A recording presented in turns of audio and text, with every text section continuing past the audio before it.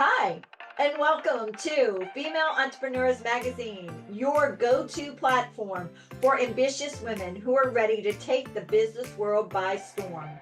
I'm your host, Angel France, and each week we'll dive into the latest strategies, stories, and success secrets from the most inspiring female entrepreneurs around the world. Welcome to the Real Female Entrepreneurs. Today's guest is the ultimate door opener to the French market. She runs a translation and French copywriting business that helps lifestyle brands expand into French speaking audiences with creativity and precision. From museums to marketing agencies, she's the genius helping businesses sound chic, authentic, and so French. She's a connector, a wordsmith, and a strategist who bridges languages and culture beautifully. Help me welcome the fabulous Nathalie Reis. Welcome, Nathalie. Hello, and lovely to be invited here. I've had copywriters, but not translators. Well, I hope to impress you a little bit. So, if you don't mind, tell me what brought you into this world of being a French translator to even copywriting. Okay, so if I start from the beginning, always wanted to be a translator. As soon as I started learning English, I knew that I wanted to do something with languages. I wanted to be not a translator, but an interpreter, helping communication between two people or two groups of people. So that was the initial ambition. I then changed into translation because I realized I was a lot better at writing than at speaking. I feel a lot more comfortable with pen and paper or computer. I knew this and decided to go for translation from quite a young age and did English and did other languages as well, but focused on English. I did a diploma in translation, the equivalent of PhD. Then I did a master's in business and economics and English in Paris because I loved studying. So I spent more time at uni. And then eventually I settled for this. I met my husband, moved to London.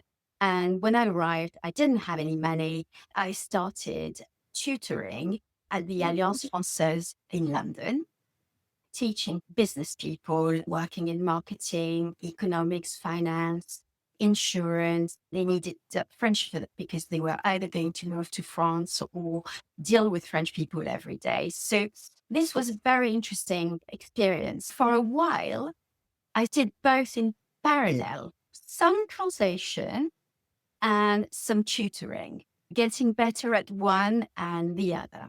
In the meantime, my children were born and I adjusted everything to them. My husband had a very demanding job and somebody had to be there for them. So I was that person. But I kept going slowly but steady. To go back to your question, it was about what took me there in terms of my own business. I went from being a simple freelance translator, working for translation agencies, getting jobs, doing my jobs, sending them out, and that was it. There was a stark moment in this journey. The spark came from the fact that one of my students at the Alliance Française was the CEO of a media training company. She was in London and had managed to land a very big contract with a French magazine publishing house.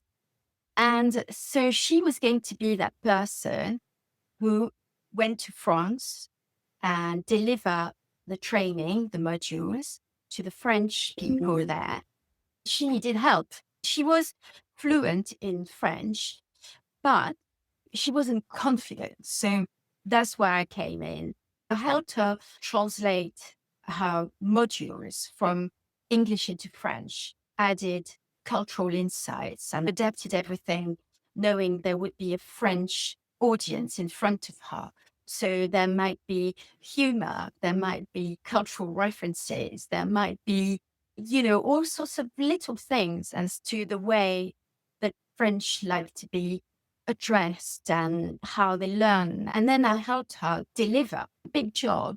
But I realized that I could add a lot of value, offer consultancy to a certain extent, but I could help in that respect and offer advice and be there, hold their hand and give them advice. At this stage, I thought to myself, I can be more than just a translator and have my own business. And that's when I realized all I needed to do was consolidate, learn more, and improve. Oh, no, you're good. You're telling us your story. I love it. Well, Yes. you've been doing this now for how long? 29 years? So I suppose it's about 29 years, but I would say at full time, it's probably about 20. Okay. But you worked during the time you were having your children and everything. You did it at your pace, which was great to get you into the doors of so many people, I'm sure. So, yes.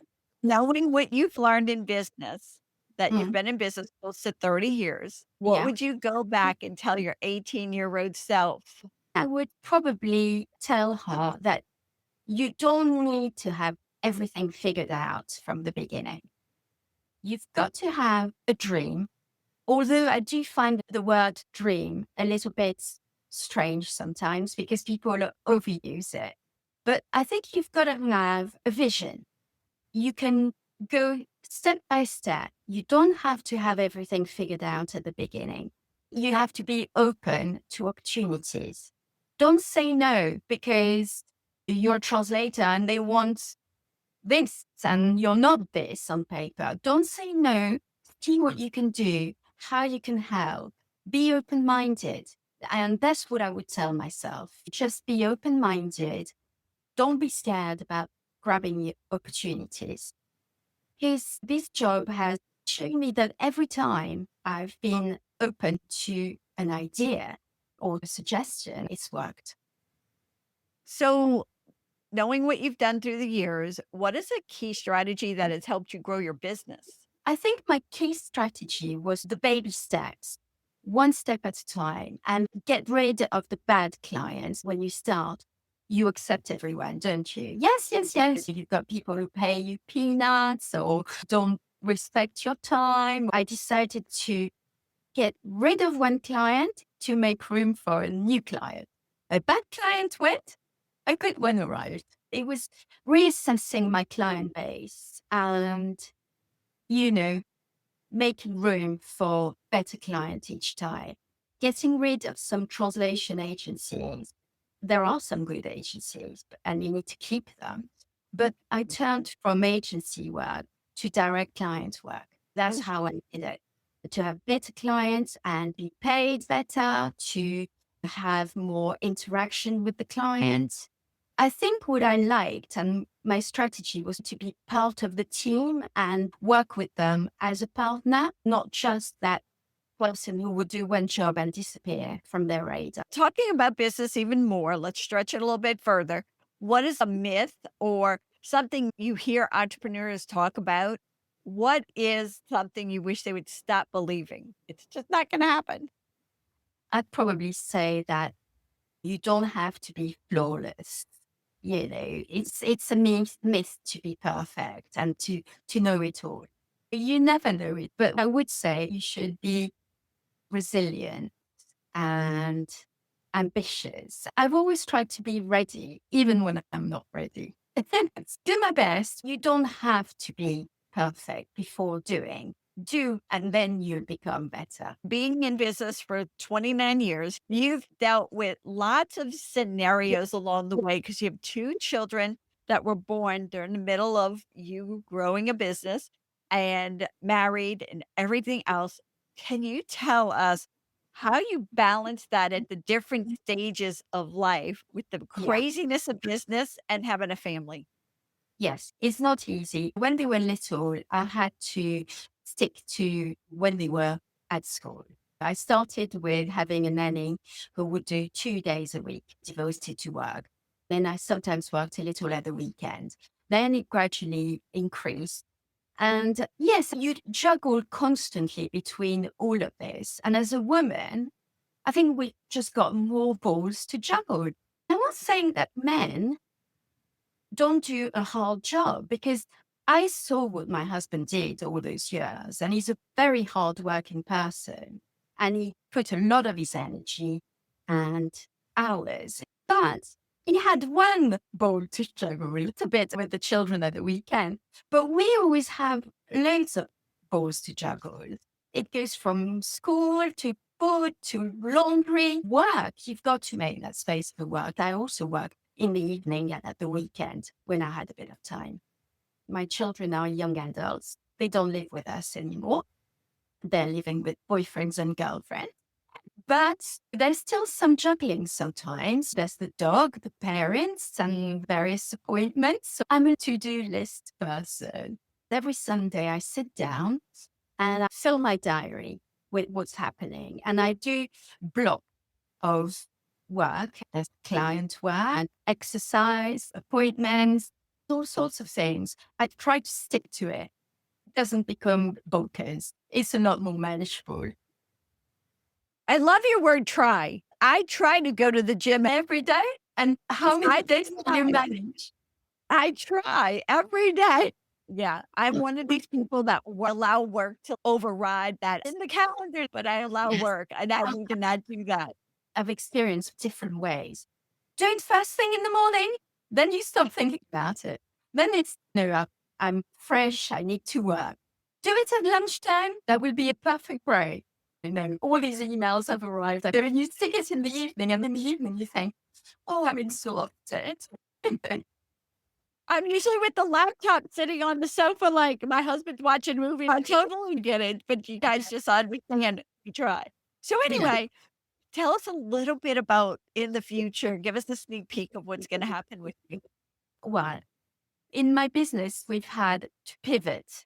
I've pivoted a few times in my life, from translation to this and that. Then I became aware of machine translation and AI. A few years ago, I did a diploma in copywriting to specialize more in the creative industries. Before, I did a lot of economics, and I worked for a lot of NGOs and UN agencies.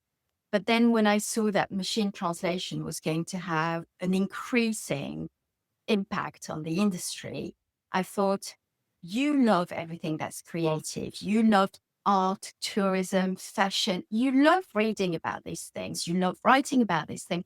Why don't you specialize? Because obviously machine translation hasn't got those creative writing skills. So the future pivoted into this, pivoted into that. Now that AI is on everyone's lips, I've decided to market myself more as a door opener to the French market. Apart from translation, linguistic services, I want to offer much more than that. And I do already, but it's just that I didn't advertise it. So for example, I do market research. I can help clients know what to do to enter the French market, how to do compliance, who to see, legal advice, marketing, what you're allowed to do, what you're not allowed to do. I'm becoming more of a door opener, offering more strategy, consultancy, and trying to aim that way. So really be there from the beginning, from the intention of going to France or entering another market to actually getting there. It's language, but it's also other services. There's another service I offer more and more. I work with a couple of marketing agencies. Not only do I help with clients, campaigns and projects, but I also help with multilingual project management. If they need things translated into French, I'm the person. If they need German, Dutch, Spanish, Italian, because I've got a big network of people around me, I can manage the projects for them. They send me the project, the text, the documents, and I get everything done. For them, it's very simple because it's only one point of contact, one invoice. It makes their life easier. That's how I see the future now, adding value and being less just a translator or a linguist. All right, let's get on the fun side of life here. Tell me something about you that is surprising or unexpected. You're not going to believe me. I am a real introvert and I don't react very well to stressful situations. Doing this interview gave me a bit of stress. You're doing great. I can see you being an introvert, though. Yes, I am completely. Well, you've come out your shell for us today. I hope so. Thank you. What about a song? Is there a song you love?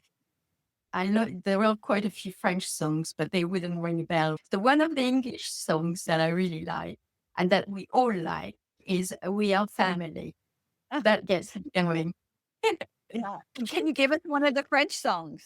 Some Patrick Bruel called Casser la Voix, for example, that gets me going. And also a band called Rita Mitsuko. You wouldn't know them. But yes, they're really good. That's awesome. Thank you. So yeah, we need a little French education. We have you here. All right. A book or books? Books. Okay. French books. I haven't thought about French books, but English books. I try to read one English book followed by a French book. So there's a French author called Éric Emmanuel Schmitt. He writes a lot of short stories. I like short stories and I also like fiction. And one of his series is a collection of short stories about world religions, told in a way that is easy to understand. He uses characters to explain what's at the heart of every religion. Although I'm not religious, I really enjoy those stories. It's in between philosophy and religion.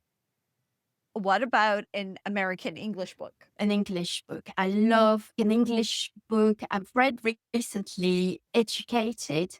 That was quite hard, but I love that. I also like Sebastian Faulks. And in American literature, when I did my degree in English, it included a big module on American literature. It was about Steinbeck and also, who else did we learn about? I can't remember now, but I did enjoy it. Do you have a favorite quote? I've got two quotes. One that I use in business and supposedly from Einstein. Intelligence is creativity having fun. That sort of encapsulates everything I'm about, problem solving. So that's my business one. There's one that I always have in my mind. The first time I went to school and started learning English, I was 11. And the teacher wrote on the blackboard, where there's a will, there's a way. The accent was even worse than mine. So he said, where there's a wind, there's a way. I always remember this because it guides me a lot. When you want something, you can achieve it. That's amazing. Superpower for just 24 hours, one day, what would it be? There's an obvious one.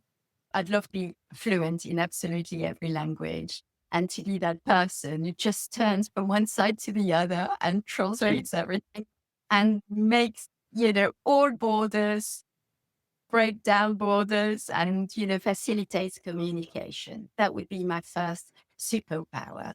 Another one would fly, but that's more for pleasure. Well, you could fly and communicate effectively and fix all the problems. Maybe I'll write to Santa Claus for both. It's Christmas. Granted. Sometimes we can run on empty as business owners. Do you mind giving us something that motivates you? If I haven't got what I call my mojo, I don't sit at my desk because it doesn't work. I just need to stand up and do anything. Go for a walk, dance, call a friend, the nature, something like that. But I do not stay at my desk because it won't work. I need to break that lack of motivation. And then when I come back, it's easier. Great tip. Thank you. The Just, best way for our audience to stay connected with you. okay. Well, I'm quite active on LinkedIn. So I'd love to connect with new people on LinkedIn. I use Instagram, but more personal things. So I think LinkedIn is the best. And then I suppose by email or via my website. That's awesome. Thank you. Mic drop moment. What are you going to leave our audience with that we haven't talked about yet? What have we not talked about? And then actually, we've covered quite a lot of things. I think maybe I'd like to say that as women, we have a hard time and a difficult job juggling everything. And I think, don't let it get to you.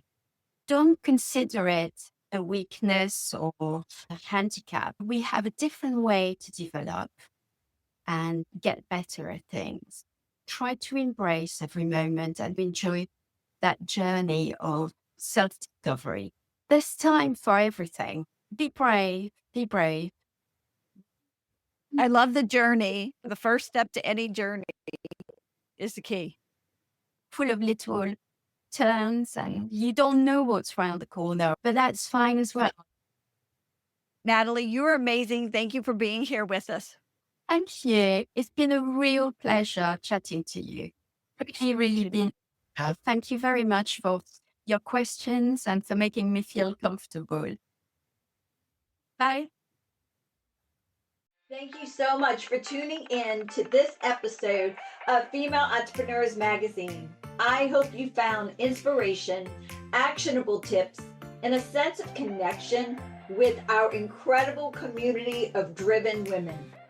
Don't forget to hit that subscribe button, leave a review, and share the episode with fellow entrepreneurs who are ready to elevate their game. Remember, your success is just the beginning, and we're here to support you in every step of the way. Until next time, keep shining, keep thriving, and remember, you have the power to create the business and life of your dreams. Stay inspired, and I'll see you in the next episode. Bye.